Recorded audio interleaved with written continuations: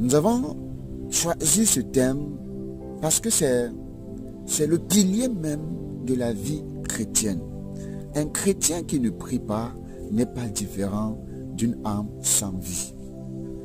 La prière est l'oxygène des enfants de Dieu.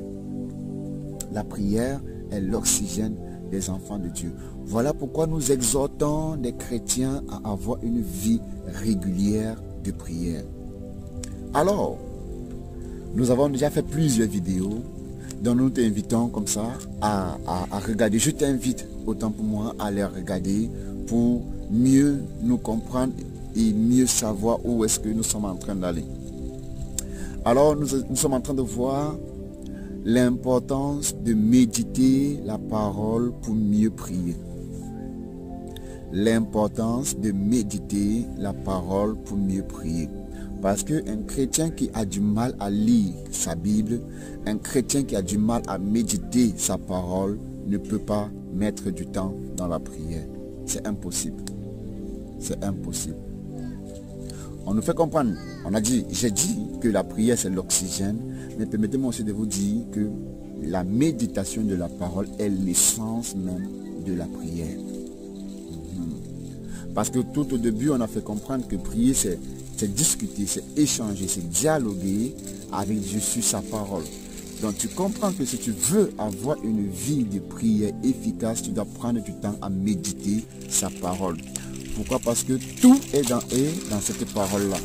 Tu ne vas pas te lever à aller raconter des choses à des gens sans connaître qui sont ces gens, sans connaître ce dont ils ont besoin d'entendre. Alors c'est la même chose avec Dieu.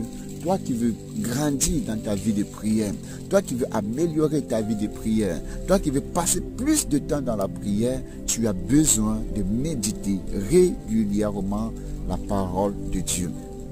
Alors on a des personnes qui ne savent pas prier. Ces personnes qui ne savent pas prier sont tout simplement cette catégorie de personnes qui a du mal à lire la Bible. Moi aussi j'ai été dans ce cas-là. Moi aussi j'étais comme ça, j'étais parmi ces personnes qui avaient du mal à prier.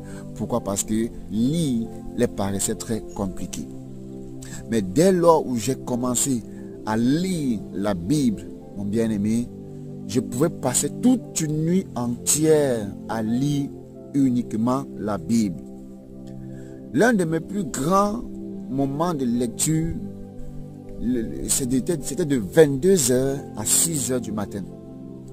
22h à 6h du matin, je ne lisais que la Bible. Je n'avais pas sommeil, je n'ai même pas pris de pause. J'ai passé tout ce temps